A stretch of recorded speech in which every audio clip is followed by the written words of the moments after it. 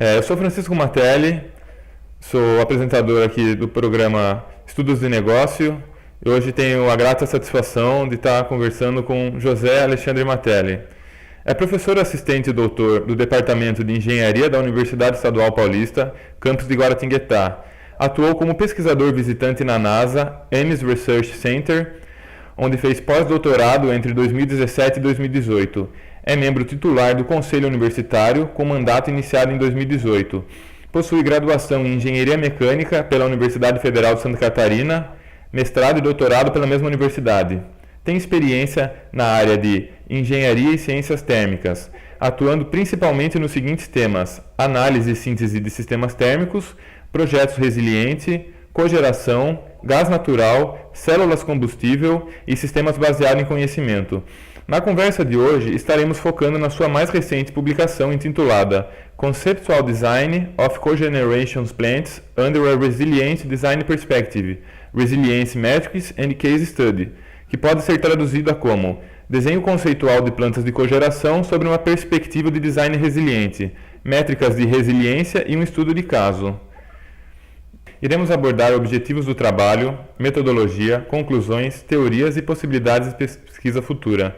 Peço então, por favor, para que José Alexandre Matelli se apresente e fale rapidamente sobre esse trabalho, para que depois a gente possa seguir tópico a tópico.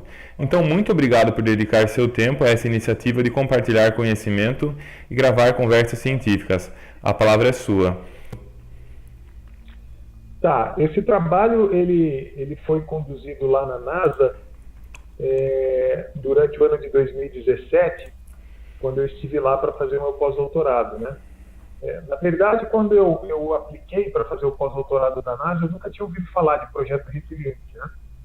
Foi quando eu tive a oportunidade de fazer contato com o pessoal de lá que essa ideia surgiu, e aí a gente conseguiu costurar esse interesse mútuo, né? Eu sou como engenheiro de sistemas térmicos, eles interessados nessa parte de resiliência, mas resiliência para os problemas deles lá, né? Os problemas aeroespaciais que eles têm por lá.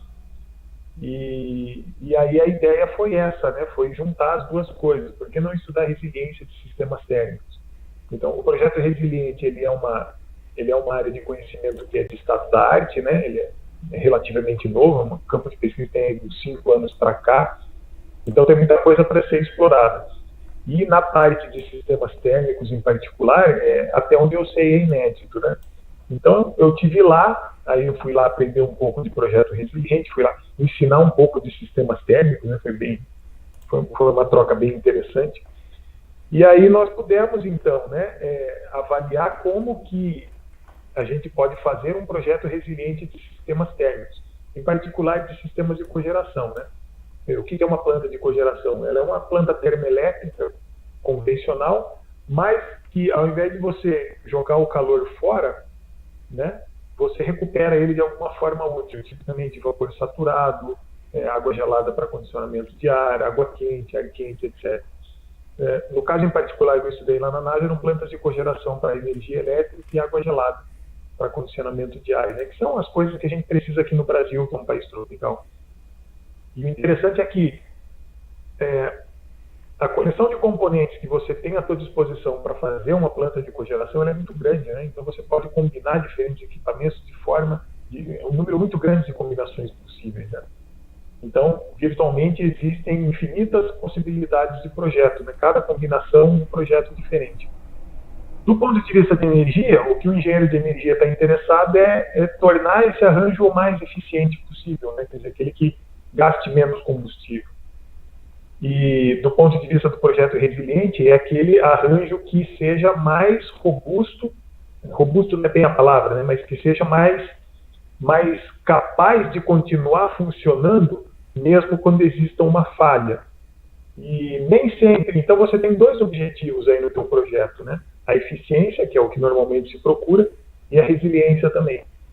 E frequentemente esses dois parâmetros, eles não são coincidentes, né? De fato, nesse artigo que você mencionou, que eu publiquei aí, nós descobrimos que o arranjo mais eficiente do estudo de caso que a gente fez, a gente estudou 4 configurações diferentes, né? Aquela que era a mais eficiente, ela não era a mais resiliente. Então, isso dá mais liberdade ou mais informação para o projetista de sistemas desse tipo tomar uma decisão bem fundamentada, né? Porque tem cenários em que você deseja realmente uma planta mais eficiente, né? Na maioria das aplicações.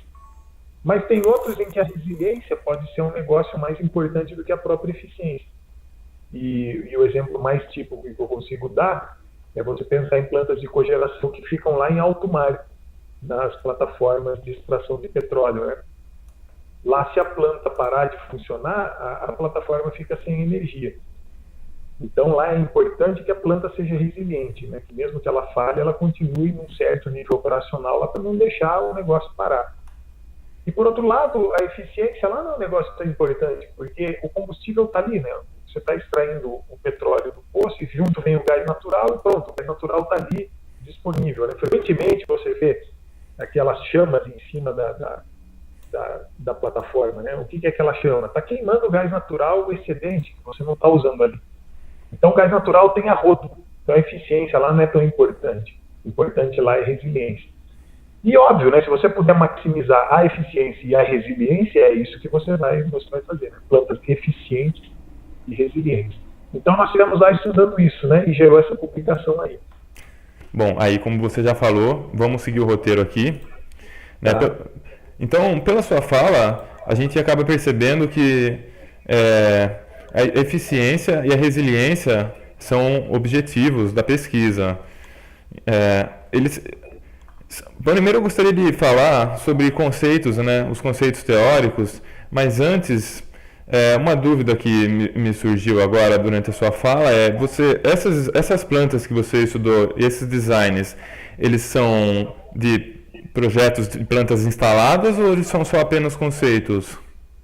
Eles são projetos. Na verdade, eles foram gerados durante a minha tese de doutorado, em que eu criei uma ferramenta de inteligência artificial que era capaz de projetar esse tipo de sistema, né?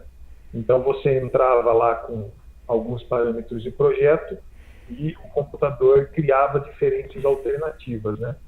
E com o objetivo de maximizar a eficiência. Então, você tinha lá um banco de dados de máquinas e componentes e tal, e o programa criava esses arranjos, né? Ele, para cogeração de água gelada e energia elétrica, ele chegava a criar 8 arranjos diferentes.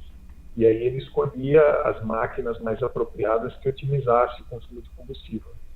Então, essas plantas que eu estudei lá, a resiliência, elas já existiam como resultado do meu doutorado. Né? Tem as publicações anteriores aí no meu Lattes, em que eu reporto o desenvolvimento desse programa durante o meu doutorado, mostra esses resultados e tal.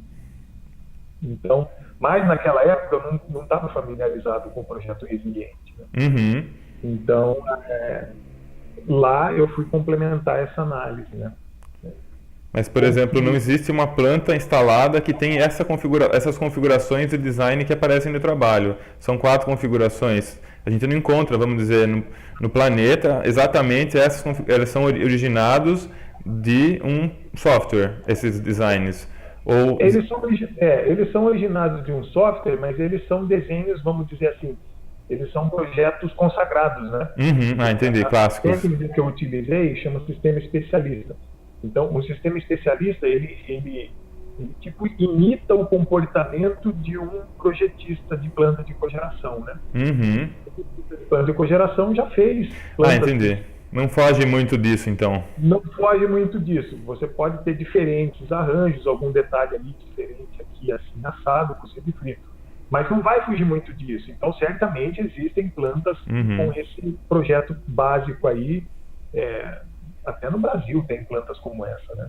E o principal componente é o motor, é isso? O principal componente é o motor.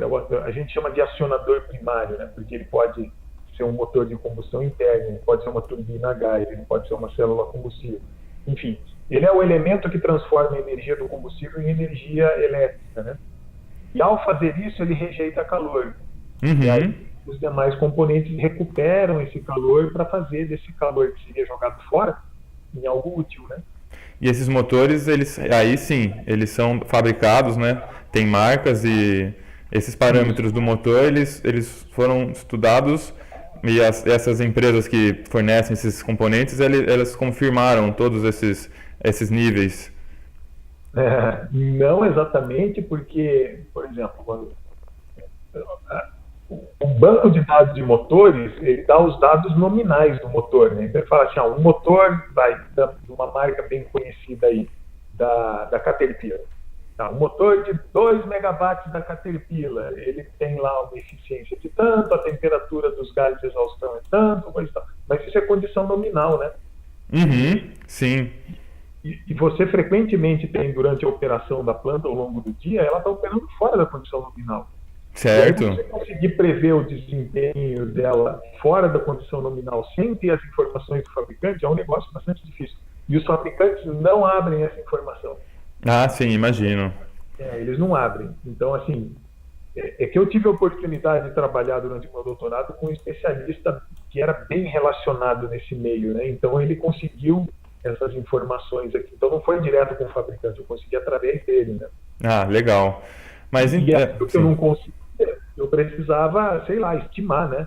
Fazer um listezinho de alguns dados que se conseguia na literatura ali, saía com uma curvinha, e essa curvinha era o que a gente utilizava. Para propósito acadêmico serve, né? Mas não dá para você afirmar que aquela curva é realmente representativa do comportamento do motor, né? Um projeto de verdade. Aí você precisaria ter os dados reais da máquina, né? E esses dados, eles não têm.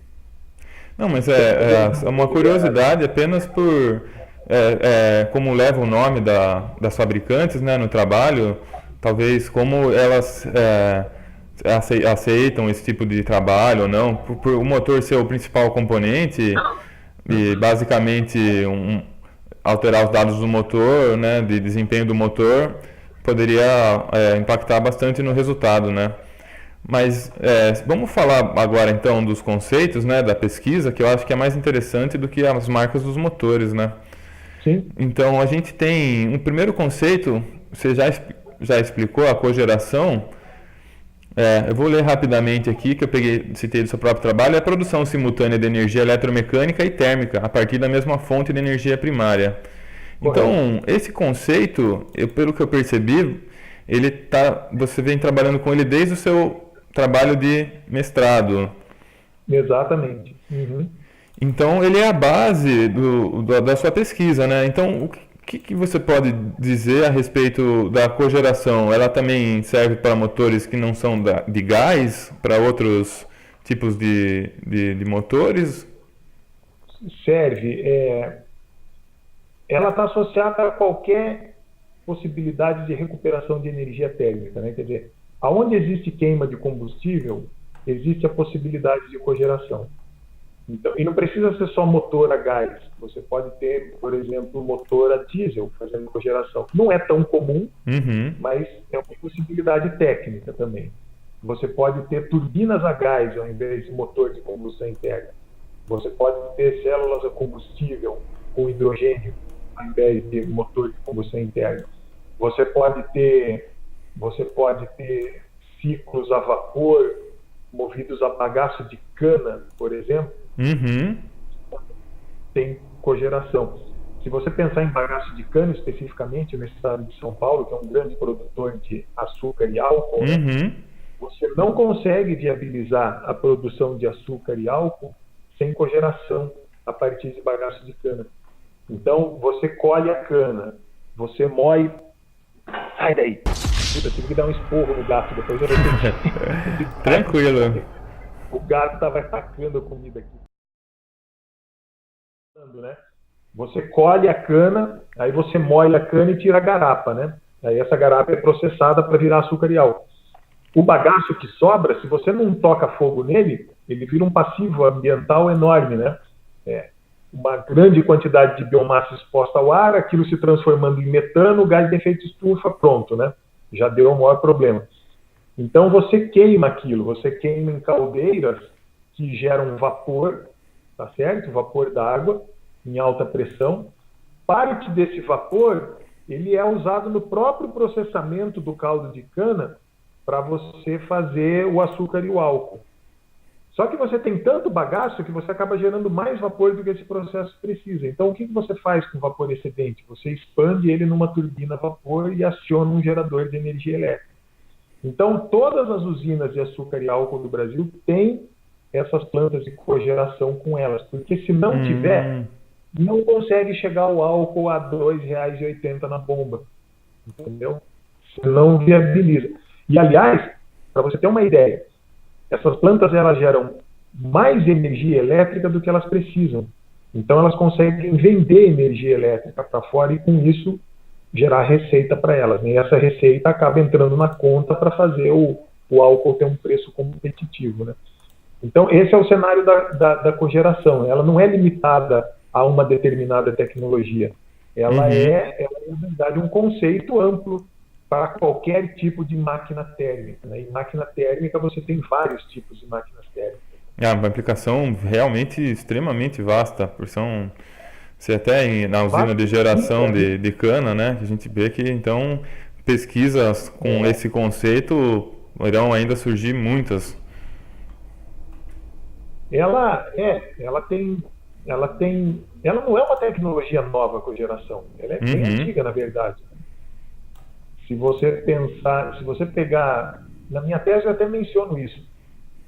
Se você pegar os manuscritos do Leonardo da Vinci, né, o Códice Atlântico, por exemplo, ele tem lá um desenho do que seria uma cogeração, né? Ele bota uma fogueirinha lá, aí em cima da fogueirinha ele bota um frango no espeto, e aí esse espeto ele é mecanicamente conectado a uma espécie de turbina, uma turbina bem primitiva, que é colocado sobre a corrente dos gases, né? Então você tem a fogueira aqui embaixo, o frango em cima, e mais acima do frango você tem essa hélice, né? Então o ar quente da fogueira passa por essa hélice, gira ela e faz girar o espeto. Então a gente está falando aí de... Isso é cogeração, porque você está queimando o combustível lá para assar o frango e ao mesmo tempo você está gerando um movimento, né? O movimento do espeto. Então essa ideia existe desde a época do Leonardo da Vinci. E os países de clima frio, porque é frio mesmo, eles precisam de ambientes aquecidos, né? A cogeração ela é bem sim. Imagina. No Brasil é mais complicado, porque aqui é o contrário, né? Você precisa de água gelada. De água quente você não precisa tanto assim, né? Precisa de ar-condicionado. Essa é que é a grande demanda aqui.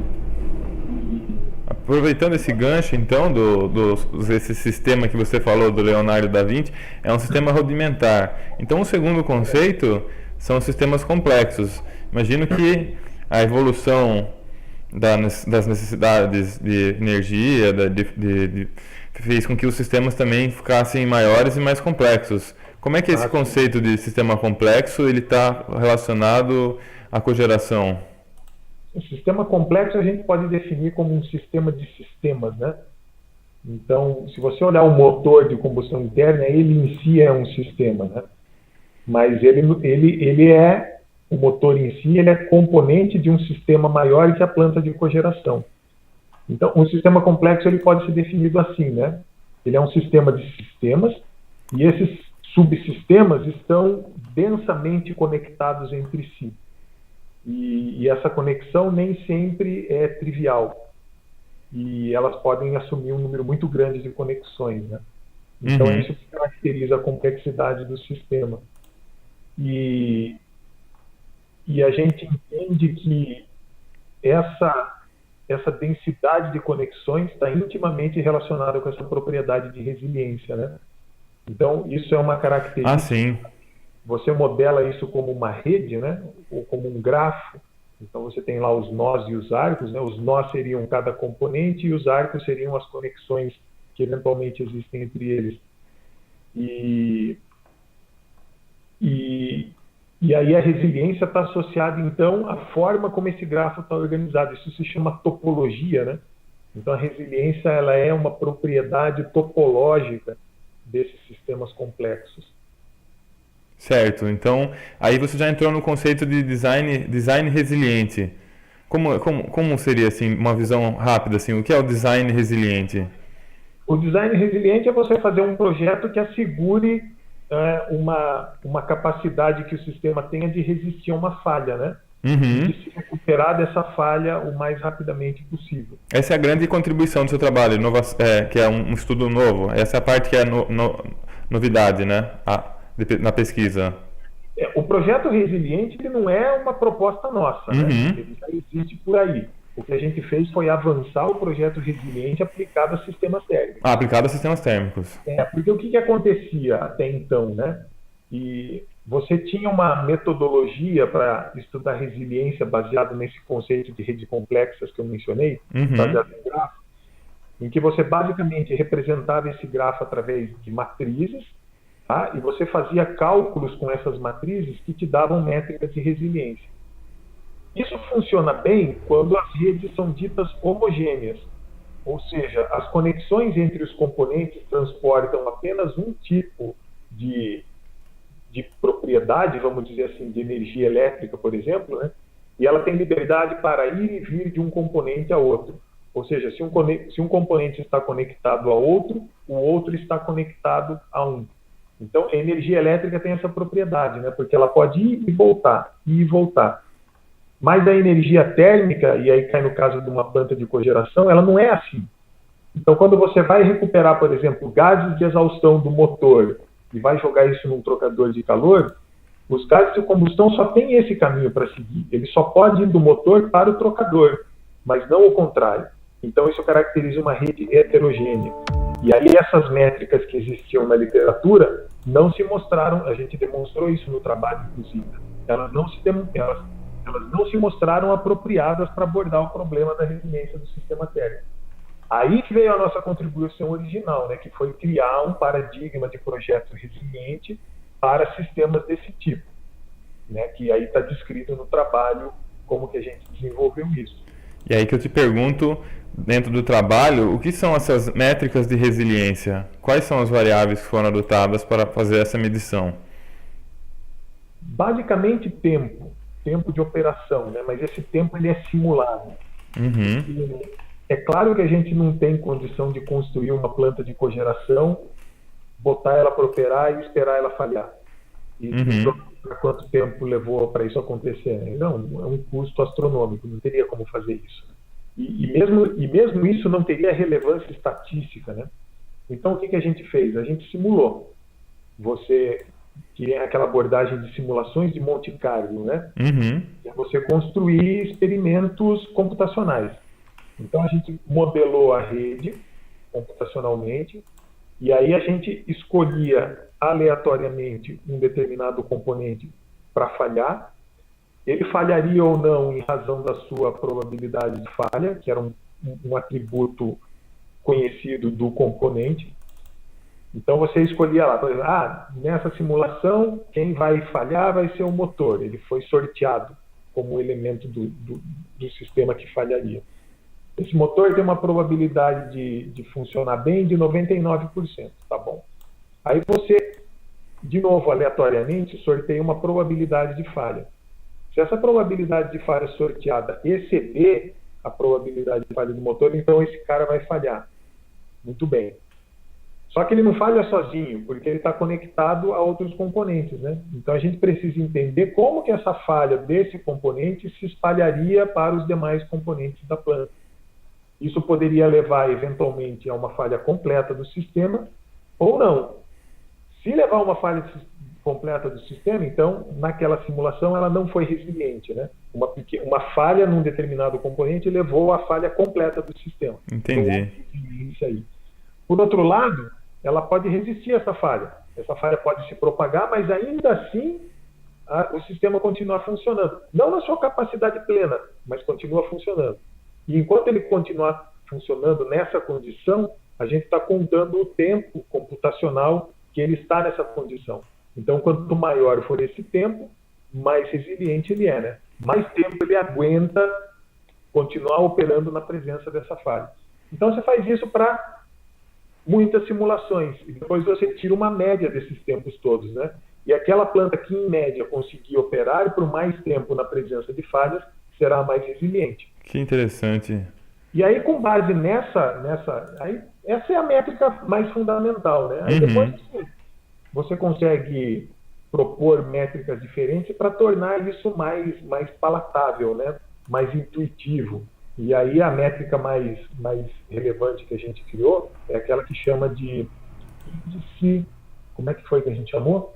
De Resilient Index. Normalized Resilient Index, né? Um índice de resiliência normalizado. Ah, sim. Porque daí fica muito conveniente, porque esse valor pode assumir, essa variável vai assumir no máximo o valor de 1, né? Então ela é como eficiência. A eficiência também ela está limitada a 1. Então é entre 0 e 1. Quanto mais perto de 1, mais resiliente. Quanto mais longe de 1, menos resiliente. Fica muito bom para o projetista esse tipo de informação, né? E aí a gente, dentro desse paradigma, a gente calcula todas essas métricas aí, né? Então foram 6 métricas, mas elas são fundamentalmente contagens de tempo computacional. Aí depois a gente dá uma penteada aritmética ali para tornar as coisas mais palatáveis, mas elas são todas relacionadas entre si, né? Sim, porque percebi que o que esse estudo complementa é porque não adianta focar excessivamente no desempenho da eficiência de uma planta e ignorar a resiliência, né? Seria isso. Seria isso, quer dizer, você dá mais... Porque, veja, qualquer projeto de engenharia de sistema complexo, ela é uma tarefa eminentemente complexa, que envolve muita tomada de decisão, né? Eu estou falando de eficiência e resiliência, mas não é só isso. Você pode ter também a questão de emissões. Você pode ter limitação com a quantidade de NOx que você pode emitir. Então, é eficiência, é resiliência e emissões. Então, você tem a questão de custo também. Você quer a que emita menos, a que seja mais eficiente, a que seja mais resiliente, mas a que custe menos para ser implementado. Então você vai vendo que o projetista tem um monte de parâmetros que ele precisa levar em consideração na hora de fazer um projeto desse tipo. E, claro, quanto mais qualificada for a tomada de decisão dele, mais qualificado vai ser o projeto. E aí, nesse sentido, o nosso trabalho tem essa contribuição, né? De dar ao projetista a oportunidade de levar em conta a resiliência na tomada de decisão dele. Que é uma coisa que é nova. O engenheiro de energia dificilmente... Não é que ele não pense na resiliência, né? Mas ele pensa de uma maneira muito intuitiva. Aí ele acaba enchendo de redundância, entendeu? Exato. Então, falhar, eu coloco outro motor. Ótimo, isso aumenta a resiliência, é até intuitivo, né? Mas você está dobrando o custo do motor, né? O motor é o componente mais caro. Então, você precisa ponderar se realmente vale a pena você ter outro motor, em termos de custo, ou se vale a pena você conviver com a falha. Às vezes, conviver com a falha é mais barato do que você ter essa redundância, aí você convive com a falha, paciência. Mas, se você não tiver essas métricas propostas aí para ter essa decisão formalizada na ponta do lápis, o negócio fica meio chutado, né? Então, acho que essa que é a grande contribuição do nosso trabalho. Exatamente. Dar meios para que o projetista tome melhores decisões, tome decisões mais bem informadas. O tópico que eu iria abordar já na sequência, que é multi-objetivo, né? Uma tomada de decisão baseada em multicritérios. Como você mesmo falou, o critério da resiliência, ele geralmente é ignorado, né? Mas seu estudo ele tenta contribuir um pouco nessa área, porque fundamentalmente vai impactar no final nos custos, né? Nos custos da operação e no dispêndio de capital para geração de energia, né? Que dentro da administração, que eu tenho mais vivência na área da administração, a gente sempre procura focar mais em questão de custos, né? Então, é lógico que os trabalhos de engenharia, eles têm que levar em consideração esses aspectos mais técnicos, mas só que adotando a visão de administração e tomada de decisão de projeto, a gente acaba observando que nesse estágio inicial de design, levar em conta a resiliência do projeto pode resultar em economias no futuro. É o que se espera, né? Você espera ter uma planta mais resiliente, porque no final das contas isso acaba sendo uma vantagem. No final das contas é sempre o dinheiro que vai mandar, né? Isso. E essa foi uma discussão interessante que eu tive lá com o meu supervisor de pós-doutorado, né? porque a gente começou a discutir eventualmente como que a gente poderia aplicar isso em outros tipos de sistema, que não fossem sistemas térmicos, né? E a gente começou a pensar em aplicar isso, por exemplo, em sistemas embarcados em naves espaciais. Uhum. E aí chegou aquela coisa, né? Bom, a gente quer que um sistema embarcado numa nave espacial seja o mais resiliente possível, porque afinal de contas tem astronauta, tem gente lá dentro, né? Tem um astronauta lá dentro. E a vida humana, você não quantifica o preço dela, né? Então você torna o negócio mais resiliente possível, investe o maior esforço possível para que aquilo resista a falhas, para que você preserve a vida das pessoas que dependem daquele sistema, né? Então é tudo uma questão de custo mesmo, né? Mesmo quando tem vida humana envolvida, você leva em conta, principalmente quando tem vida humana envolvida, né? Você leva em conta as questões de resiliência. Aí, um exemplo mais pé no chão, né? Mais terráqueo, mais terrestre. Uhum. Você pensa numa planta de cogeração em um hospital, por exemplo, né? Então, um paciente que está sendo operado lá na UTI, né? Está fazendo um transplante de coração. Pô, se acaba a energia elétrica ali, cara, né? É uma situação inadmissível. Então, esse sistema ele tem que ser resiliente a essa falha. Então, se a CPFL falha em fornecer energia para o hospital tem que ser resiliente para suportar essa falha. Então, ele tem que ter um gerador de emergência, ou tem que ter uma planta de cogeração ali, né? Mas E hospital é um típico caso de aplicação de cogeração a gás, né? Porque o hospital ele é legal porque ele tem tudo que é demanda térmica. Ele precisa de água gelada porque precisa de ar-condicionado. Ele precisa de água quente porque tem a cozinha lá para banho, para o pessoal tomar, né? E precisa de vapor porque tem lavanderia, porque tem a própria cozinha industrial. Então, o hospital para o engenheiro de cogeração, o hospital é a menina dos olhos, né? E não é só importante a eficiência aí, né? Mas a resiliência também tem um papel fundamental numa aplicação como hospital. Então, mas adotando uma visão ainda mais pé no chão, né? Mais terrestre, ainda mais terráquea, vamos chamar assim, pensando no ponto de vista da administração. A gente sabe que todo investidor ele quer diminuir os riscos do seu investimento.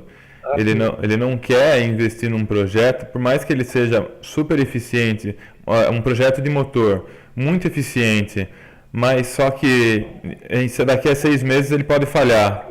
Então, essa questão da resiliência, ela impacta, né, nessa análise de risco.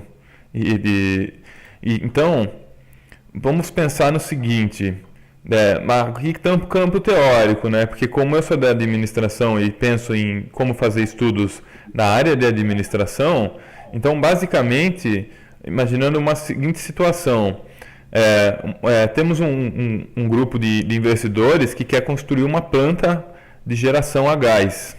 Porém, eles estão na dúvida se levar em conta a resiliência ou não dessa planta.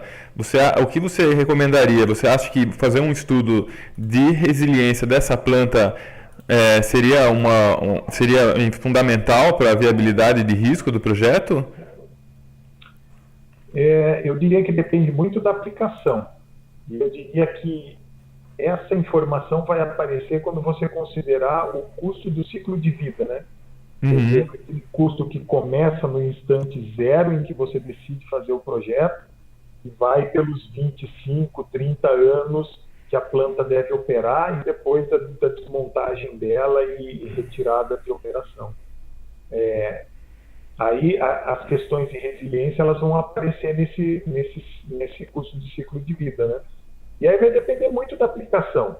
Então, por exemplo, num hospital, como a gente estava discutindo agora há pouco, é super importante que o sistema seja resiliente, né?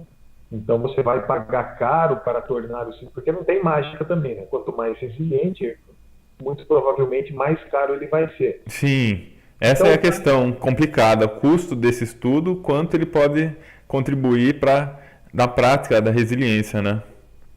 E às vezes você tem que levar em conta que são custos intangíveis, né? Quer dizer, tudo bem, é muito caro você ter uma planta resiliente no hospital?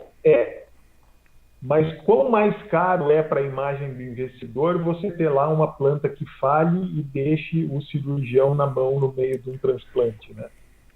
É um dano de imagem que não é nem possível quantificar em termos financeiros, né? Mas que ninguém deseja passar por isso. Sim. Tem um caso muito interessante da planta de cogeração da Globo no Projac. Uma planta grande, são 6 megawatts, né? E a Globo investiu nessa planta aí um dinheirão. Porque o que aconteceu uma vez? Eu não me lembro desse episódio, mas quem morava no Rio de Janeiro, e esse especialista que eu interagi durante o meu doutorado, ele morava lá, ele que me contou essa história. Você imagina, durante o intervalo do Jornal Nacional, onde os anunciantes pagam uma fortuna por aqueles 30 segundos lá para ter a sua marca veiculada. Acabou a energia elétrica e a Globo saiu do ar, entendeu? No meio do Jornal Nacional. Ela perdeu uma quantidade de dinheiro impressionante. Então ela investiu na planta de cogeração como se investisse num seguro, né? Ficou caro fazer a planta de cogeração? Ficou. Mas fica muito mais caro você correr o risco de não ter energia elétrica no horário comercial do Jornal Nacional, entendeu? É como uma pessoa física fazer seguro, né? Seguro do automóvel. É caro fazer seguro do automóvel? É caro.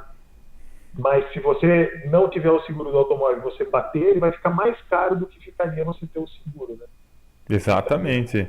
Mas existe aquela situação antagônica também, do cara que nunca fez o seguro e também nunca bateu o carro. Então ele teve uma economia financeira gigantesca.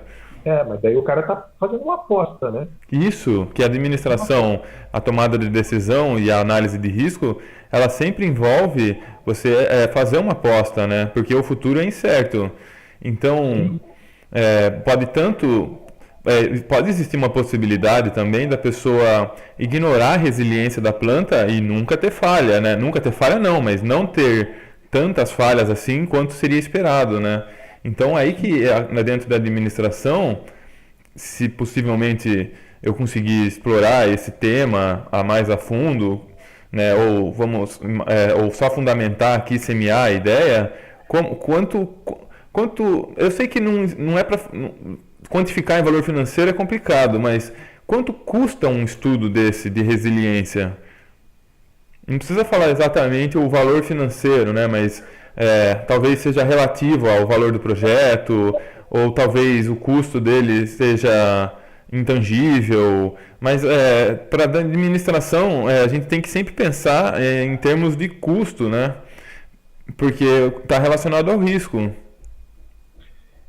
Eu diria que aí vai depender, é uma questão difícil de responder, porque é um negócio que está muito incipiente na pesquisa ainda, não é um negócio que está disseminado por aí, que as pessoas, por exemplo, eu duvido que exista um profissional no Brasil que faça planta de cogeração, que na hora que fizer o seu projeto para vender para alguém, ele vai levar em conta a resiliência. Talvez ele nunca tenha ouvido falar disso, né? Uhum. E esse cara cobra como? Ele cobra por hora de trabalho, né? Então, sei lá, ele vai cobrar R$300 a hora para fazer um projeto lá. Ele vai levar tantas horas para fazer esse projeto, o custo do projeto vai ser esse, né? O valor de hora dele vezes... Agora, se eu entro no mercado para competir com esse cara e eu posso oferecer para o meu cliente, além daquilo que ele oferece, uma análise de resiliência, eu vou cobrar mais caro, porque eu sei fazer alguma coisa que ele não sabe fazer. Então, agora, quão mais caro eu vou cobrar? Aí eu não sei, aí a gente está caindo numa questão de mercado, né? Mas eu não tenho esse valor, sabe? Eu não tenho esse valor. Não era nem para quantificar o seu valor como colaborador, mas pensando num investidor, vamos imaginar uma situação. Ele ainda não iniciou a construção da planta, mas ele tem um design possível da planta. Porém, ele não sabe, ele não quantificou a resiliência dessa planta e ele quer falar, poxa, eu acabei descobrindo a resiliência e antes de eu fazer esse investimento, começar a cavar o chão e construir a planta, eu quero fazer um estudo de resiliência. Quanto isso custaria?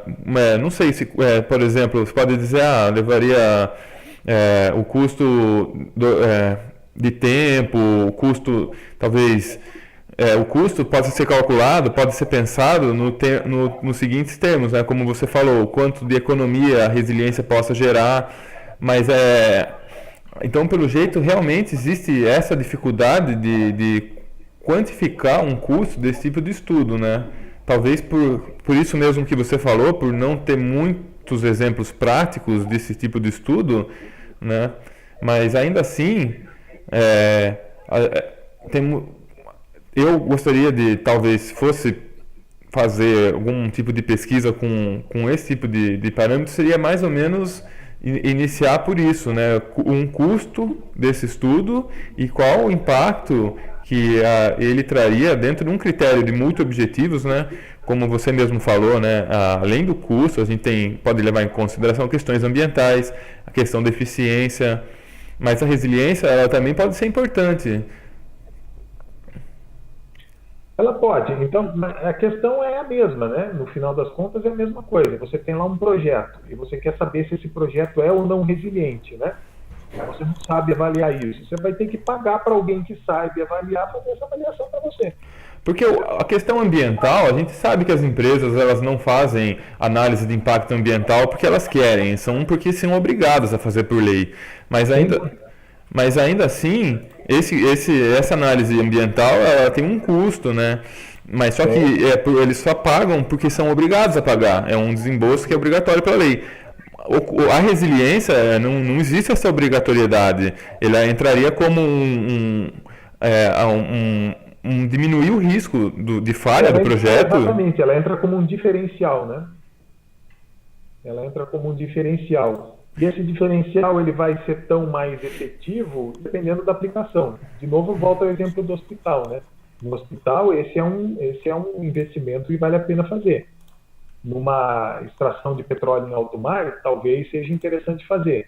Num avião, certamente é importante fazer. Uhum. Num hotel, talvez não seja. Mas então você acha que existe... Um hotel para gerar energia elétrica e água quente para o pessoal tomar banho. É tão importante a resiliência assim num hotel? Não tanto quanto nesses casos que eu falei, né? Sim. Mas então você acha que existe... Vamos dizer, eu gostaria de fazer um estudo de caso. Será que existe algum caso que a pessoa usou um estudo de resiliência para que a gente possa fazer um estudo? É porque é muito difícil, como você falou, são 25 anos, né? Como é que a gente vai fazer esse estudo? Ainda precisaria, depois que foi feito o estudo de resiliência, de 25 anos para saber se realmente esse estudo teve impacto. É por aí, mas agora, veja, é preciso fazer uma distinção também entre resiliência e confiabilidade e risco, essas coisas. Uhum.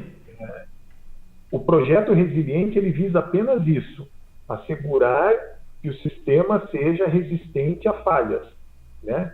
Que ele consiga continuar operando durante evento de falhas, e que consiga se recuperar delas, né? A análise de risco é outra coisa. Sim. Elas estão relacionadas, né? Mas elas não são a mesma coisa. Então, de repente, o que você está querendo dar para o investidor, uma análise de risco resolve melhor do que ter um projeto resiliente. O projeto resiliente, ele diminui risco, né? Sim. Mas eu acho que essa quantificação do quão diminui o risco ter um projeto mais resiliente, eu acho que isso ainda é uma pesquisa que está para ser construída. A minha proposta de pesquisa, na verdade, que eu estou analisando a viabilidade, né?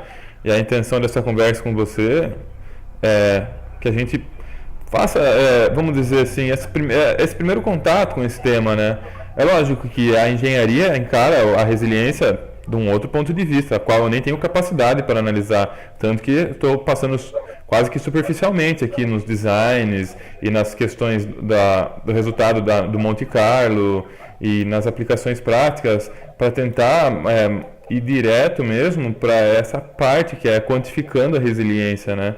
Eu sei que acaba sendo um pouco, às vezes, foge um pouco do seu interesse de pesquisa, mas é uma conversa de áreas, né? Que eu acho que pode resultar alguma coisa interessante, ou também pode não resultar em nada, né? Por isso que eu agradeço você já desde já dessa paciência de estar tendo essa conversa, né? E então, você acha que seria uma possibilidade de pesquisa futura, né? Mas além disso, quais outras possibilidades de pesquisa você vislumbra, a partir desse estudo que você fez, não só para administração, né, mas tanto para engenharia, imagino que você já tenha pensado em pesquisas futuras, né? A gente tem alguns desdobramentos em mente, mas aí eu precisaria ser mais técnico para explicar quais são, né? Sim, sim. Por exemplo, eu gostaria de considerar alguns modelos probabilísticos nessas, porque do jeito que está ele é determinístico, né? O negócio falha e essa falha se propaga certamente para o próximo componente. A gente poderia colocar um modelo probabilístico aí, né? Quer dizer, o componente falhou e essa falha tem uma probabilidade de tanto de se propagar para o outro componente. Uma outra coisa que seria você modelar essa probabilidade de falha do componente com dados históricos dele. Isso é uma coisa que não é novidade, né? Mas dentro desse contexto de projeto resiliente, é uma abordagem diferente. E complementar, né? Porque eu não sei se você reparou no nosso trabalho, a gente justificou o desafio de você fazer um projeto resiliente, é que na hora que você está na fase de projeto conceitual, ou seja, decidindo como que você vai arranjar os componentes ali no sistema, você não tem muitas informações de engenharia, né? Você tem só conceitos. E o desafio é exatamente esse, você quantificar a resiliência na ausência dessas informações. Mas não quer dizer que se você tiver essas informações, você não pode fazer um projeto resiliente também. Claro que vai fazer, talvez até você faça melhor. Então, se você tiver o conhecimento de taxas de falhas com base em histórico desses componentes, seria interessante você poder trazer isso para a tua análise de resiliência. Sim. Essa é uma coisa que a gente tem que fazer também, né? Quer dizer, modelar de fato uma probabilidade de falha desse componente ao longo do tempo com base em histórico de falha anterior desse componente em operação, né? De novo, vai ser um desafio encontrar esses dados, né? Sim, muito. Vai ser bem complicado, mas então, também faz parte de uma pesquisa aí você correr atrás dessas informações. O que mais que dá para pensar? Em nenhum momento eu considerei na minha pesquisa uma questão fundamental da resiliência, que é você se recuperar das falhas, né? Sim. Então, tudo isso que foi quantificado aí falhou, e eu aguento essa falha por um determinado tempo. Mas isso não precisa ser assim, né? E, de fato, se você pensar na Estação Internacional Espacial, por exemplo, né? O tempo todo coisas estão falhando lá em cima, mas os caras atuam para consertar. Então, você recupera, né? E tem que ser assim, porque senão os caras morrem lá em cima, né? Então, tem que haver recuperação. E esse nosso paradigma que a gente reportou nesse trabalho, ele não leva em conta a recuperação. Essa é uma coisa que a gente quer... Eu até estou com um aluno de doutorado e eu pretendo fazê-lo estudar isso daí, né? Sim. Integrar essas questões de recuperação, de funcionalidade no nosso paradigma e talvez pensar métricas novas, né? De como que essa recuperação ocorre, né? Num primeiro momento, talvez a gente pense em algo determinístico, mas daí já abre possibilidade para você pensar em modelos probabilísticos também, né? Qual a probabilidade de uma intervenção num sistema com falhas de fato recuperar a funcionalidade do sistema? De novo, você vai precisar de dados, etc. E talvez esses dados não estejam disponíveis, mas são caminhos, né? Isso que é legal da pesquisa. Você faz pesquisa porque você não sabe a resposta. Porque se você soubesse, não seria pesquisa, né? Seria qualquer outra coisa, só não seria pesquisa. Então, o legal é isso, é você ter esses desdobramentos mostrarem caminhos abertos, né? Não mostrarem um caminho só. Então, a gente está aí empolgado, porque é um tema de estado da arte, é um tema relativamente recente, e a gente está, não diria na vanguarda, mas a gente está ali, né? A gente está na fronteira do conhecimento, e está chamando a atenção o trabalho, né? Então tem bastante possibilidade aí de desenvolver legal. Tá certo.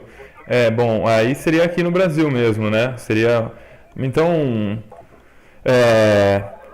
para fechar, se você ainda tiver tempo, talvez comentar aqui um pouco da sua experiência na NASA e como foi fazer essa pesquisa, que diferença você percebeu no ambiente lá, aqui no Brasil, e os incentivos que você teve lá, que você acabou não aqui no Brasil, você falou, pô, aqui no Brasil está em falta, Enfim, o que você teria para comentar? Bom, a diferença mais gritante, mais óbvia de todas é a quantidade de dinheiro, né? O orçamento que a NASA aprovou para esse ano de 2018 é de 20 bilhões de dólares. Para você ter uma ideia, o orçamento desse ano da USP, da Unicamp e da Unesp, somados, não chega a 10 bilhões de reais. Então, hoje o dólar bateu a R$ 4, a gente está falando de a NASA ser 20 vezes maior do que 3 das maiores universidades do Brasil de pesquisa. Então, essa é a coisa que mais chama atenção em primeiro lugar. Uhum.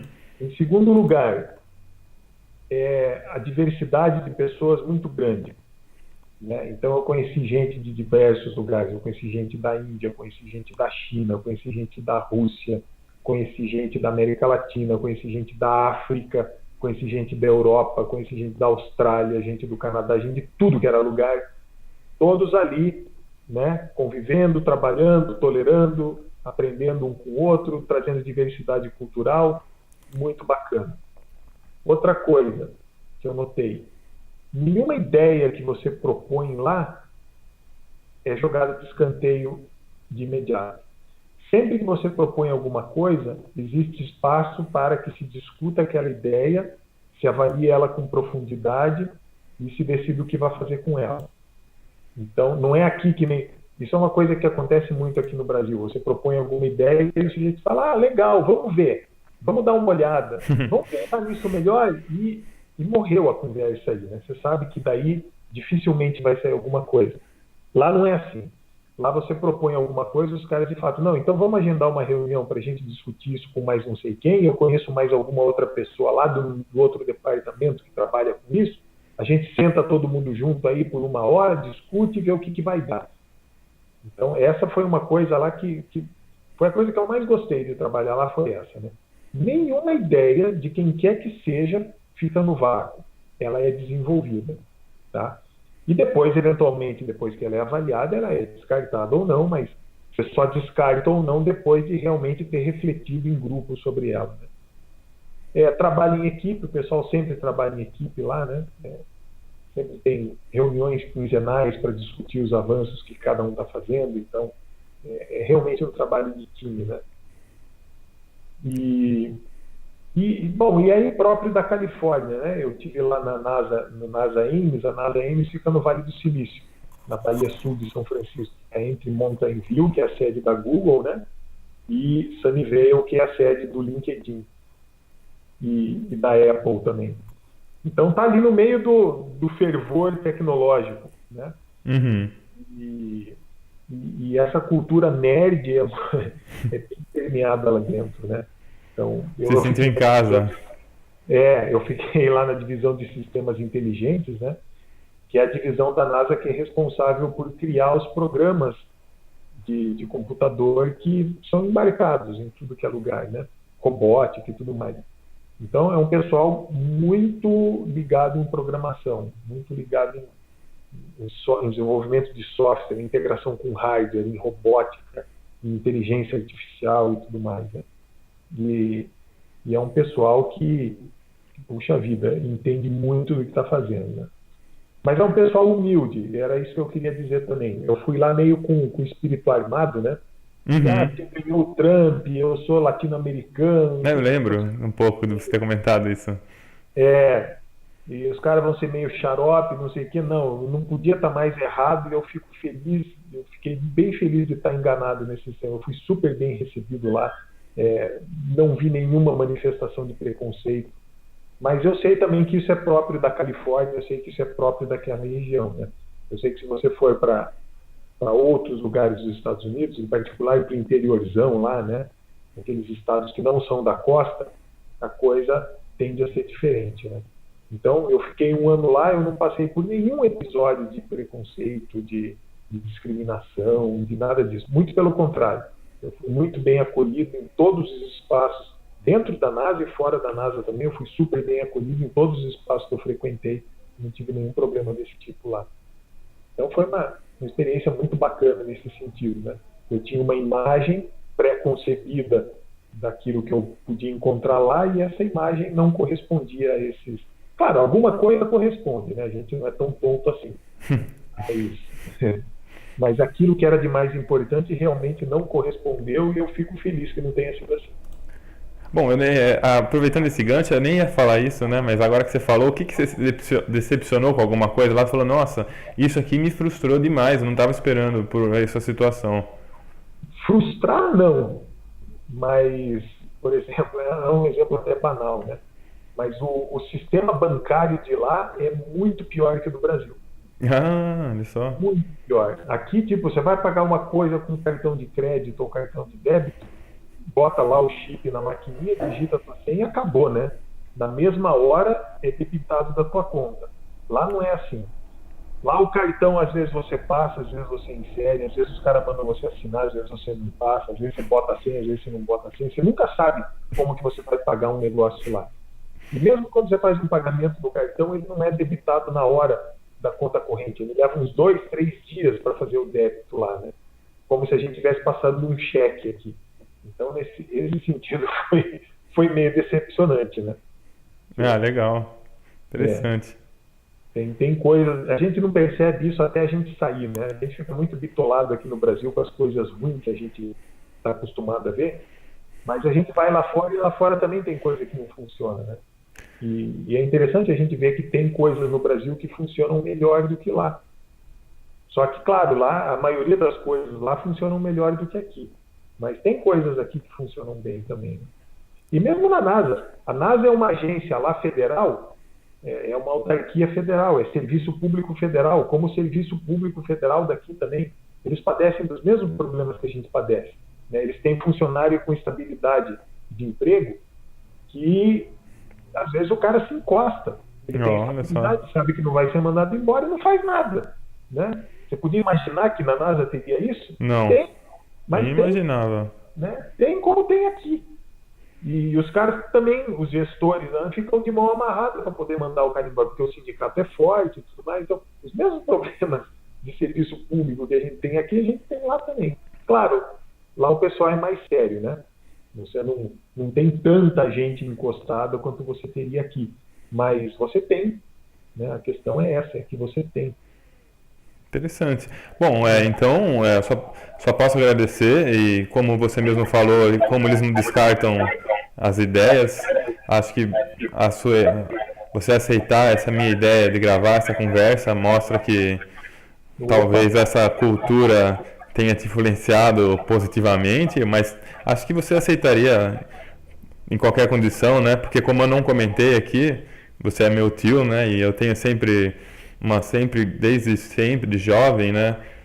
Bastante admiração por você e sempre, vamos dizer, fui influenciado por essa sua cultura e essa sua busca pelo conhecimento e gosto por tecnologia, essa cultura nerd. Então, sempre tive em você uma referência muito grande.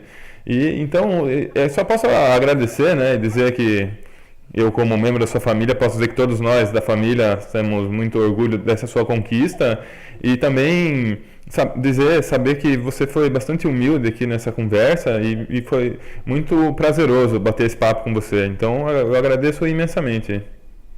de nada. Eu sei que a gente tem essa relação de parentesco, mas não foi por isso que eu aceitei fazer a conversa. Eu aceitei a conversa porque essa é a minha missão. A minha profissão é essa. Eu sou professor.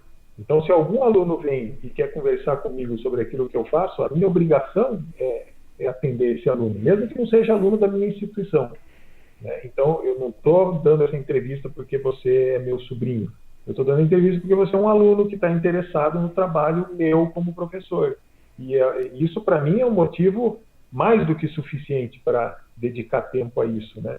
A minha missão, eu sou pago pelo Estado, a sociedade brasileira coleta imposto e financia a instituição que eu trabalho, paga o meu salário para que eu forme gente, né? E se tem gente querendo se formar às custas do meu conhecimento, é minha obrigação, né, retribuir isso dessa forma. Então não é porque você é meu... Agradeço suas palavras, fico feliz de saber que eu sou uma referência para você, mas não porque eu sou seu tio. porque eu sou um professor e estou fazendo o meu papel aqui de professor, né? Faria e fiz com o maior gosto, não tem problema nenhum. Podemos fazer essas conversas de novo tantas vezes quanto você quiser. Bom, então, essa gravação tem um objetivo que, para a pesquisa que eu sou da área de administração, ciências sociais aplicadas, a entrevista, ela é a fonte primária de dados. Então, durante o curso que eu tive e as entrevistas que eu fiz, eu acabei percebendo que existia essa possibilidade, né, de você fazer as entrevistas de uma forma mais aberta e publicar de forma mais acessível na internet para que outras pessoas possam ter acesso e quebrando um pouco a questão da confidencialidade. Mas como é um projeto muito incipiente, ainda não se sabe os resultados, então, novamente, eu agradeço por você ter dedicado esse tempo e espero que, sim, tenhamos conversas futuras. Então, boa noite, muito obrigado. Fechou, de nada, estamos à disposição.